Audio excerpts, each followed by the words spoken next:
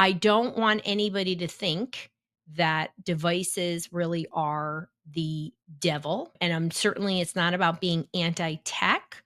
It's really about understanding how constant nervous system stimulation keeps kids stuck in high alert. And that's really an important distinction because we really want to, this technology is here.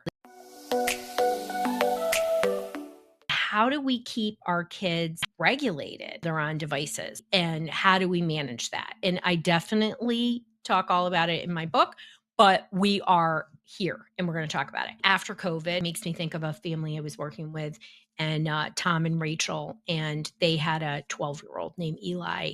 And just everybody knows I change everybody's names. This is just normal stuff that everyone experiences. But after COVID and so much time doing online instruction, they really struggled with getting their 12-year off. Like anytime they did, he was like snappy and moody and anxious. And then it started affecting his sleep. They were finding him in the closet with the device. And then they started to think, well, his hormones or he has ADHD. They wind up coming to me, and really, you don't need a brain map. What wind up happening is that it just showed an overactivated stress pattern. He didn't have ADHD. There wasn't a history to support that. And he just couldn't power down his brain. His brain was jacked up. That brain communication was stuck on. Yes, we could use tools like our PEMF, which we're going to talk about that next week, but there are a lot of other things we can do. And so what they started to do, we're going to talk about, including setting boundaries and daily screen resets. And they had to change some stuff at home because he wasn't the only one. What is device dysregulation? What does it mean from a brain perspective? It's not just that it's too much screen time. It's that nervous system imbalance is leading to a constant overstimulation that they're craving. And it comes from dopamine spikes where they're getting rapid fire entertainment. Scrolling really does, we know, lead to these dopamine hits, and it rewires the attention centers, our frontal lobe, to expect that level of stimulation. And the brain becomes addicted to that novelty and loses tolerance for calm.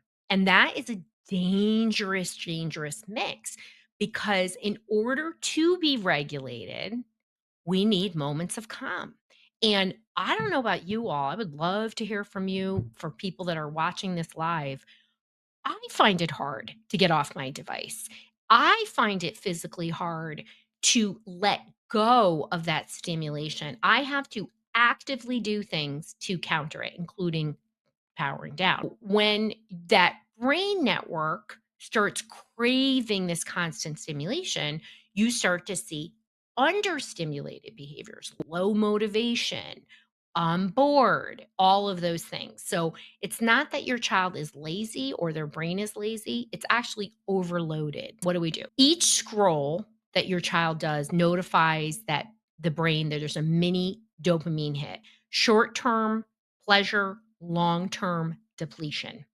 And the stress system, or amygdala, I call it amygdala sometimes, HPA axis stays switched on even when screens are off. And that's what I'm talking about with myself. Your sleep cycles get disrupted. That blue light suppresses melatonin. Brain literally forgets how to power down.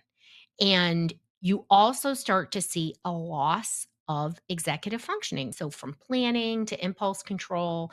And I think this is a big part of why we saw such a dramatic increase in ADHD diagnoses, even in adults during the pandemic. It's like leaving your car engine on all the time when you're parked overnight. You eventually run out of gas. That's the same thing that's what's happening from a brain. What are signs? You already know some of the signs, and they're different because sometimes, again, we talk about the overstimulation, the ragers.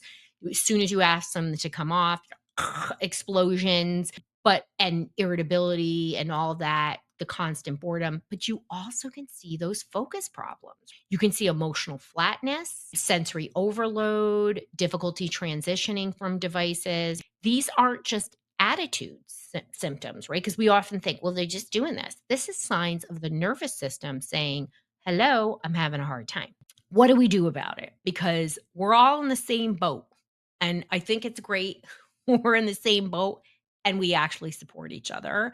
And I hope that you have a group of parent friends that where maybe you can do this together and you can talk about it together and you can set boundaries together because holy cow, it makes it a lot easier. We have a group of friends where our kids are not allowed to use their devices during the week.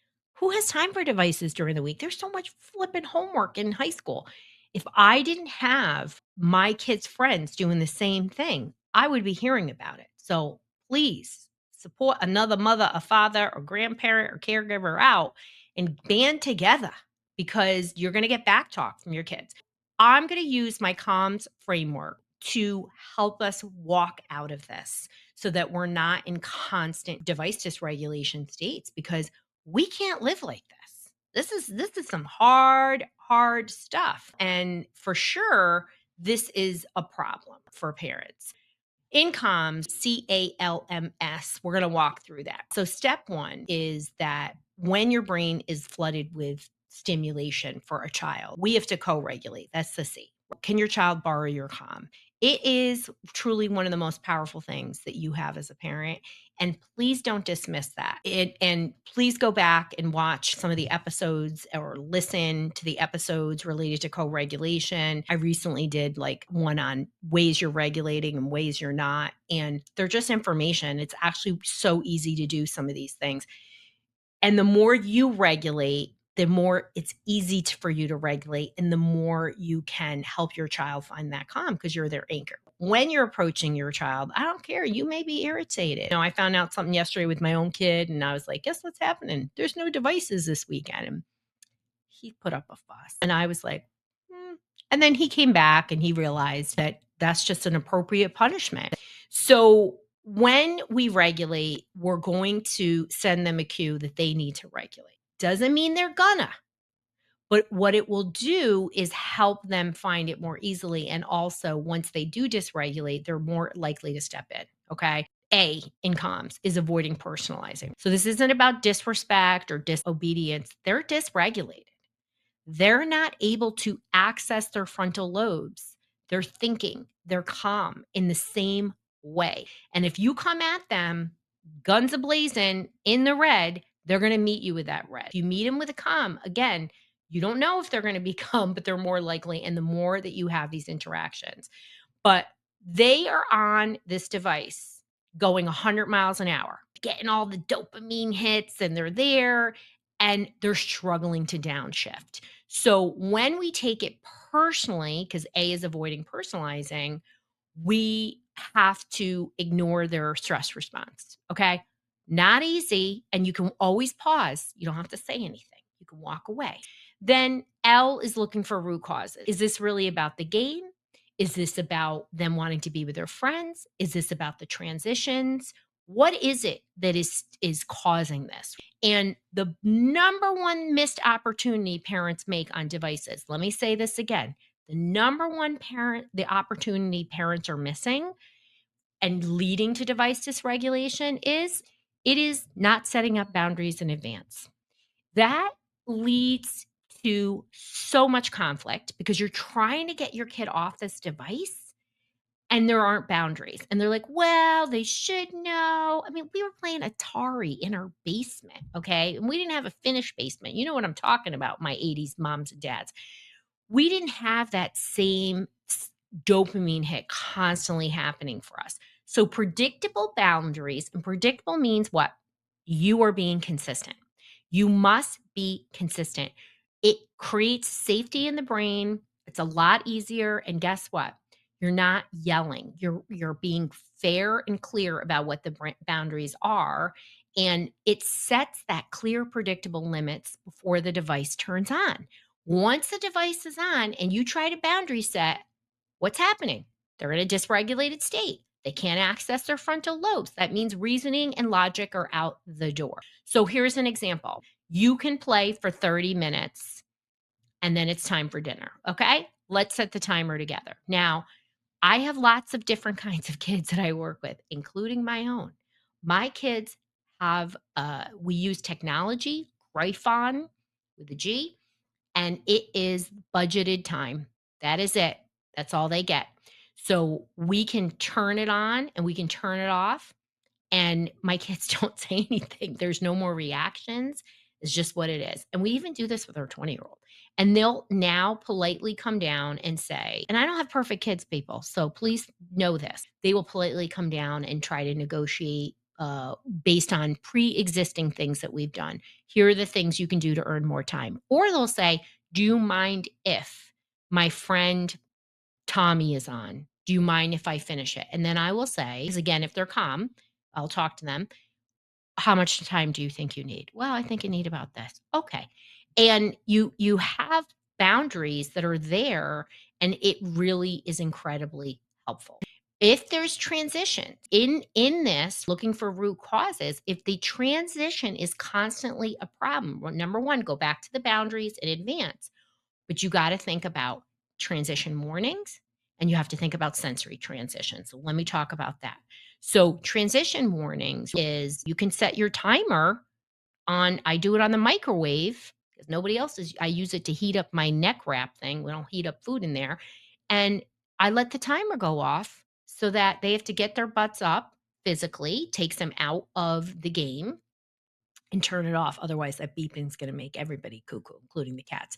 So you have 10 minutes left. You have 5 minutes. So it avoids that last second surprise to the nervous system. You're going to keep your tone steady, no personalization, no annoyance coming through. Your calm regulates theirs. Now, one of my secret weapons is always a sensory transition.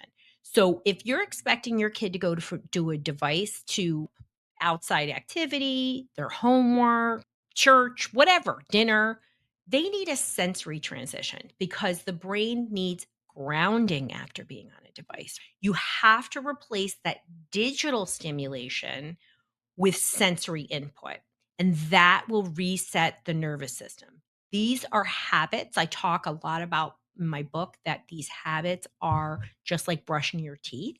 We have to do them proactively. The more you do things to calm and regulate the nervous system, the more it will do it automatically without cueing, without reminding. You want self regulated humans. All of us that have dysregulated kids are afraid our kids are going to live in our basement. You absolutely have to really work on regulating yourself when you're approaching your kids on this. Sensory transitions could be jumping on a trampoline. It could be just quick jumping jacks. I'm into all of these Asian liver exercises. It could be squats.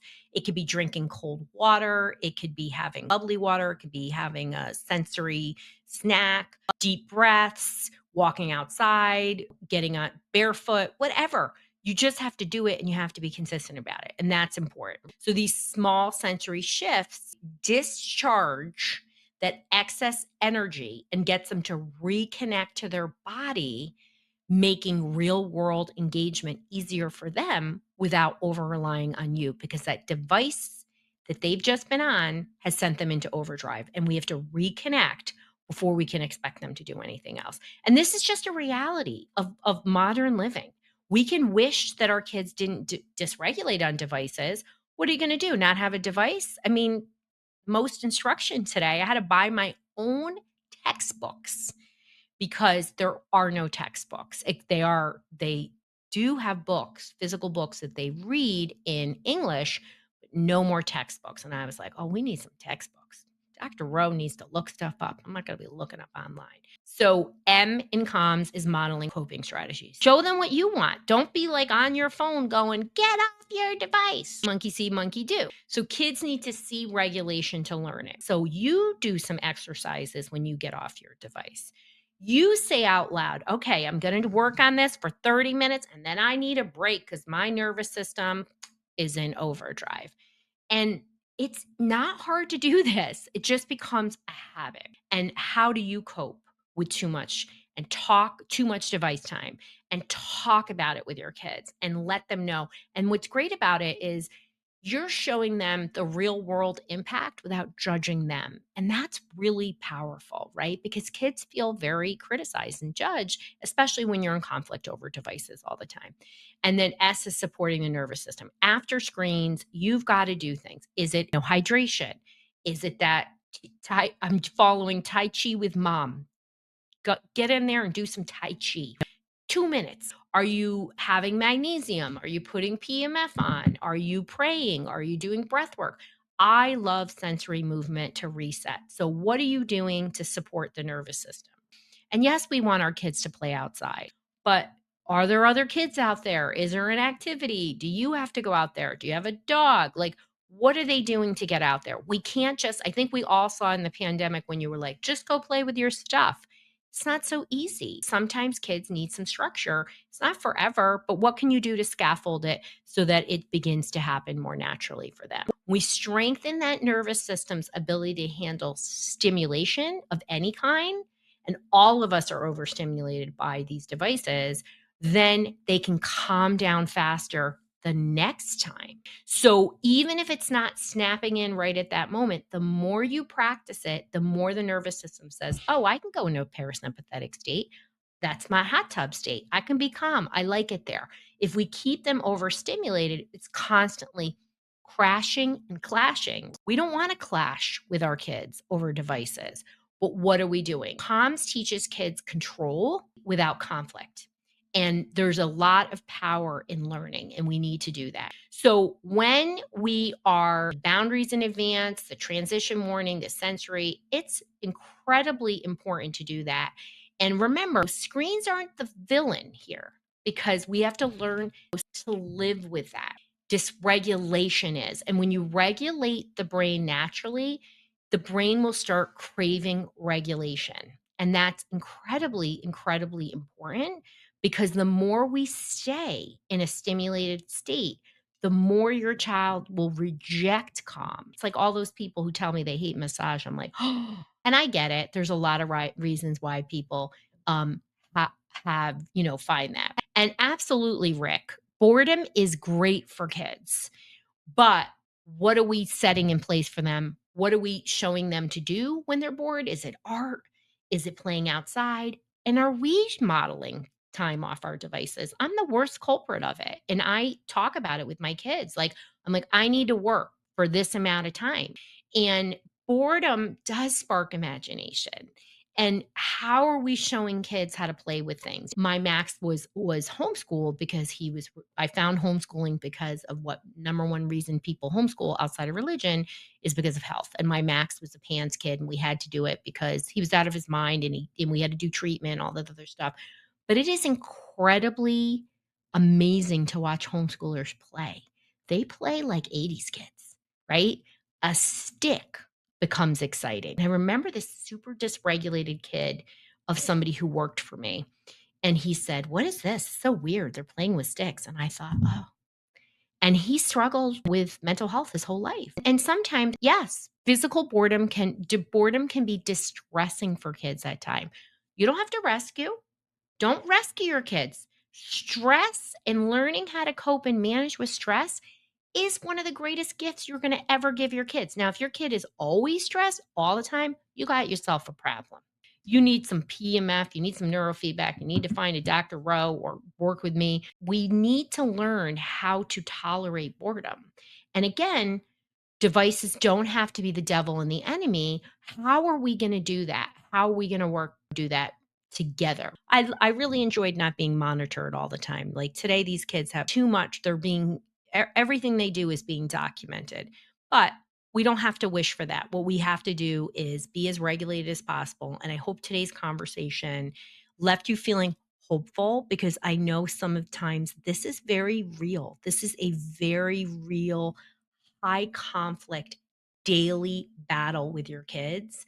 And rewatch this, listen, think about it, set those boundaries, use tools, and be as regulated as possible when you're approaching your child and teach them to regulate. And please know that if you take 2 minutes to just reset yourself multiple times a day, you are not only making yourself more regulated, which you are more available as a parent, and you are changing your child, you're showing them what to do, you're changing all the generations after that. Want more insights and solutions? Well, subscribe to our Dysregulation Insider, and it will show up in your inbox every week.